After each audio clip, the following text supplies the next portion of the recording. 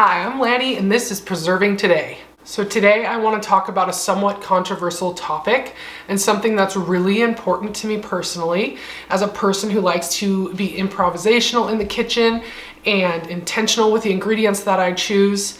I want to talk about safe home canning and the idea of being able to can your own recipes versus only can approved and tested recipes. But before I get started, I will remind you, I'm a regular lady. I am not an expert. I am not trained. I am not a master canner. I've not gone to college for food preservation.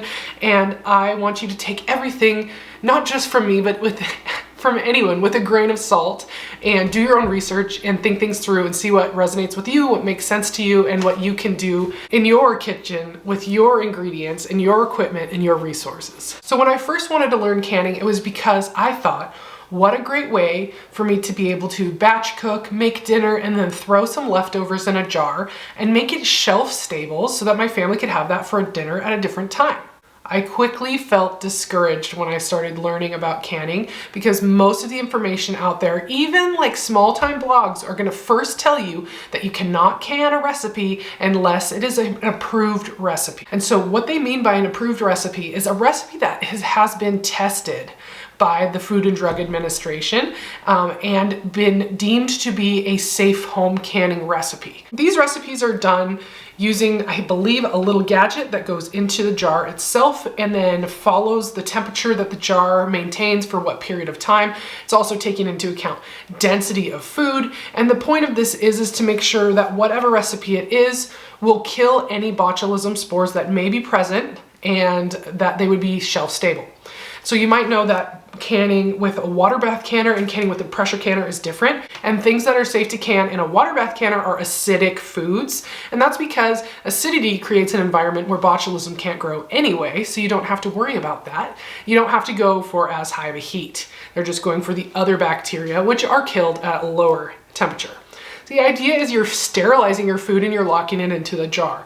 And this is basically a pretty new industrial process. This isn't something that we would be able to do at home without special tools, meaning like glass jars and lids that would seal and a big kettle of water, sure, or a pressure canner even more so. So when people are talking about pressure canning, they're doing meats or soups that include meat or any non-acidic vegetable like potatoes or carrots, or anything that doesn't have vinegar added or a fruit that's already acidic. So when you go to learn the safe home canning practices, you learn about acidity and density and the amount of liquid in a jar and the length of time that they think is appropriate based on the testing they've done to can something in a pressure canner or a water bath canner. And I think all the information from all those tests are extremely helpful. But here's what might be controversial, is I don't believe that that's the only way to can. I've spoken to people in other countries and they do not follow the same guidelines as we do. In fact, I've spoken to someone in Poland who actually says they water bath can everything there. And I know a lot of people here, even on YouTube that I've seen, will can meat in a water bath canner.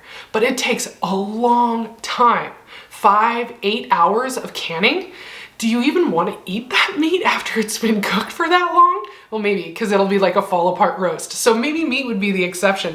But cooking vegetables for an extremely long amount of time in a water bath canner, it's not as efficient. If you have access to a pressure canner, it's a really great thing to use. So if you're not sure if you should be only following safe home canning recipes, then maybe you should watch to the end of this video because I'm going to go through all of my thought process of where I started and where I am today, canning my own recipes in my house confidently. So while I don't think that these guidelines are absolutely necessary to can safely, I do think they're really helpful and we should use the information that's there available to us from these recipes to be able to make decisions for our own family. Now, if you're really just getting started, you might be wondering where you can find these guidelines, and you can find them online. Just Google safe home canning guidelines and you're going to find what you need there.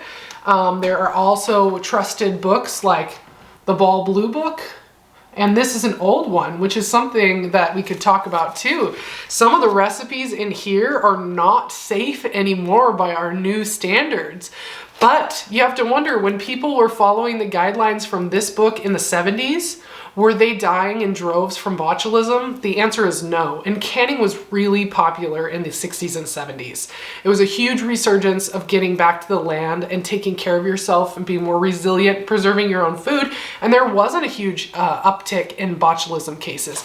People were still safe when they were eating the recipes from this book. But I was just looking at it the other day, and there are recipes in here for squash that's been pureed to make your own pumpkin puree. And that's a big no-no as far as safe home canning guidelines today are considered, because that's too dense. You can't can mashed potatoes and you can't can pureed squash, and that's because it's too dense. And it makes sense to me that it might be too dense, and it's just as convenient to, maybe even more so, to can cubed pumpkin, which then you can puree after you dump it out of the can. So if that's just as easy, then why would I make any changes? And I would just go with that safe, tested route, absolutely. But when it comes to canning in my kitchen and want to preserve my own recipes, I don't want to follow a jam recipe that has 16 cups of sugar in it. That's just not what I want to do. So at first I was really discouraged and I didn't want to can. So it set me back from actually wanting to utilize this resource, the skill, learn the skill, because I was disappointed that I couldn't be improvisational with it. It was important to me that I wasn't going to the store to buy ingredients to can. I was actually seeing what I had and figuring out how to get that into a jar. And while we're on the subject of books, 2 great books I have, both good. Pressure Canning for Beginners and Beyond by Angie Schneider. And this is an excellent book. Beautiful, beautiful pictures, great recipes. These are Angie's recipes. These are specific. They are meant to be followed specifically. And her recipes tell you how much to get ingredients to get from the store and to fill however many cans her recipe is for. On the other hand, we have The Prepper's Guide to Canning. Not a lot of pictures in there. It's more just some text. It's pretty basic. This is by Daisy Luther. This is from the prepper's perspective. And I love her recipes because they're super basic, and she usually is giving you the information on how much food needs to go into 1 pint or quart jar. And then you can say, okay, say the roast takes 1 pound of roast per quart jar. And then if that's so simple to then duplicate that and figure out how many jars you're gonna need or how many jars you're gonna be able to fill with what you have. Say, I have 10 pounds of roast. Now I know I can fill 10 quart jars, and that's how much I wanna make. So when you're looking to preserve your harvest, you might be looking at this from a different perspective as someone who just wants to make home cooked meals and is gonna go to the grocery store for their recipes. So this book might be good for you if you are going to be that person that wants to go to the farmer's market or the grocery store and follow her exact recipe. And this might be closer to be something that would be helpful for you if you are trying to preserve your own harvest and try to figure out how to get your food into jars. And there's a middle ground too. This book, Complete Guide to Pressure Canning. And she has some recipes in here, but then she also has basics on how to can single ingredients. And this is going to tie into what I'm talking about today. Canning single ingredients and understanding the safe home canning guidelines for those single ingredients, I believe is really important, because once you know those things, you can start to translate that into how that'll fit into your own recipes. For instance, if you're gonna can a bean and vegetable soup and you want to improvise the spices and the vegetables in it, all you have to do is 2 things. Safe Home Canning Guidelines for canning your own soup says to fill the jar halfway with your vegetables or meat or whatever it is, and then the rest of the way with broth. So you have to have enough liquid in the jar.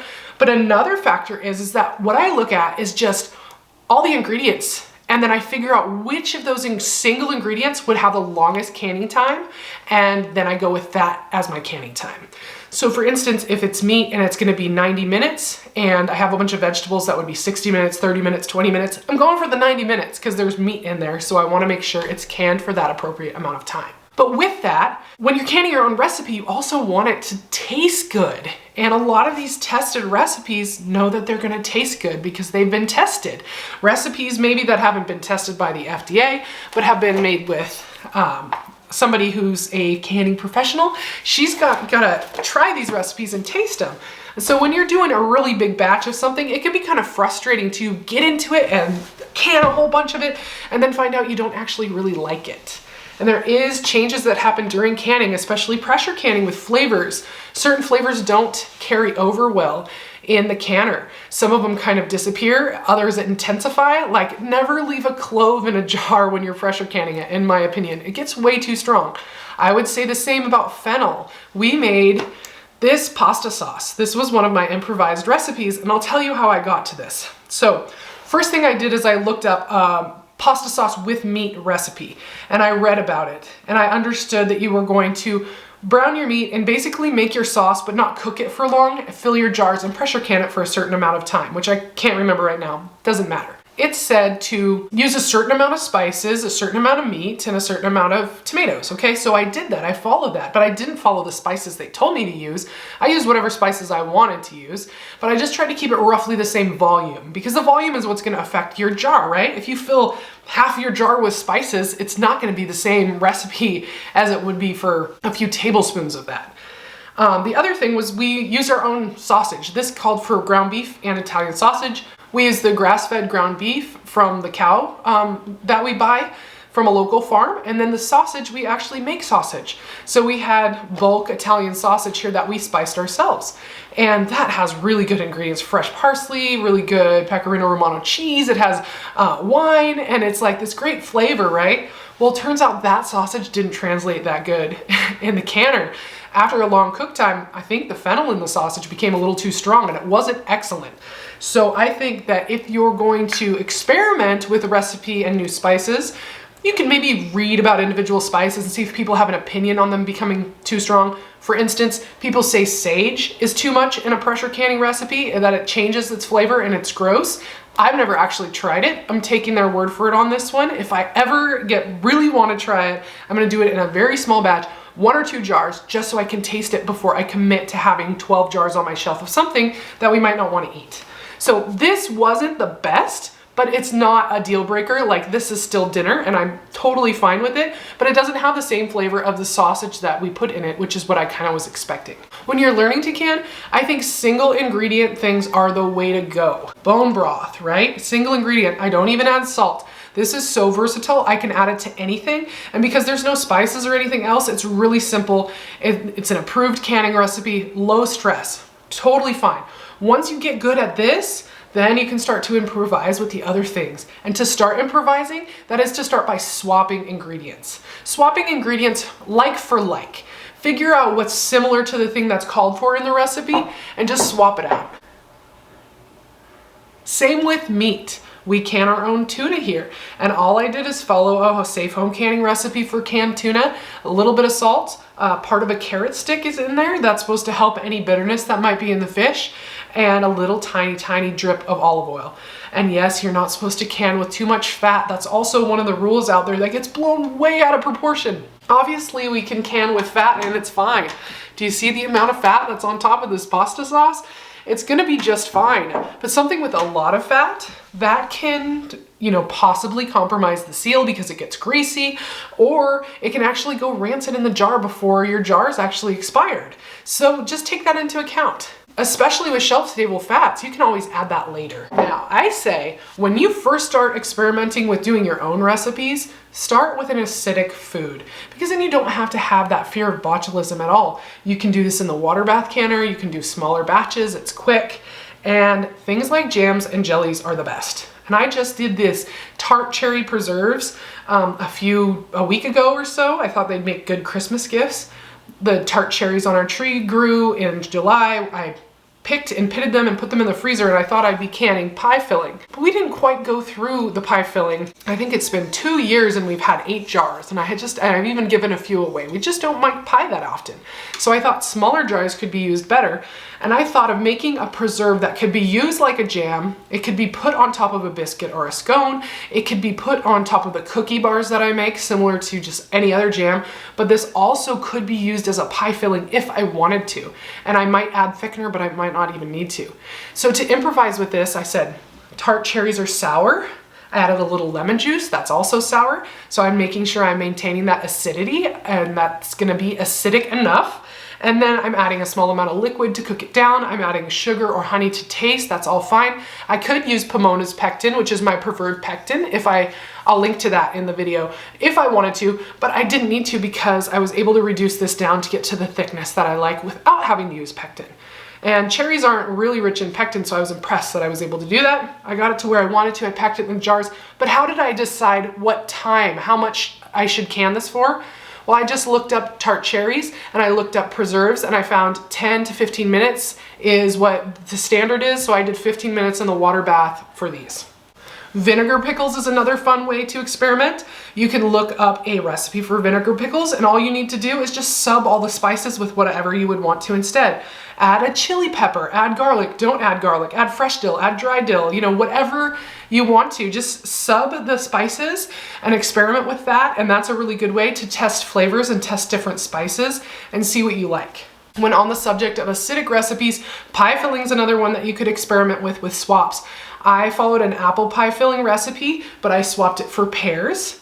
I made sure I put less of the thickener in than the recipe called for so that it would be a little more, not so thick, right? A little more liquidy, as you can kind of see when I tilt the jar. And I was like, what is good with pears? And I thought, ooh, warm spices and cardamom.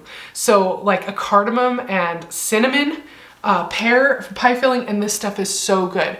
And because it's not too thick, it's actually good in a lot of ways, even just warmed up, spooned over ice cream or over yogurt, even just eaten as is, or with oatmeal. And I'm all about trying to come up with recipes that are gonna be something my family actually eats and something that we can use in a lot of ways.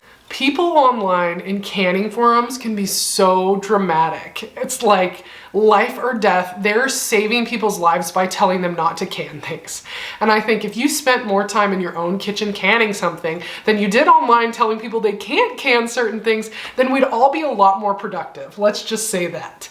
So, my opinion is yes, you can can your own recipes, absolutely, but use common sense. Understand the basic rules of the safe home canning and use them as guidelines, as they are called, the safe home canning guidelines, and use that to educate yourself in a way where you can feel confident experimenting in the kitchen.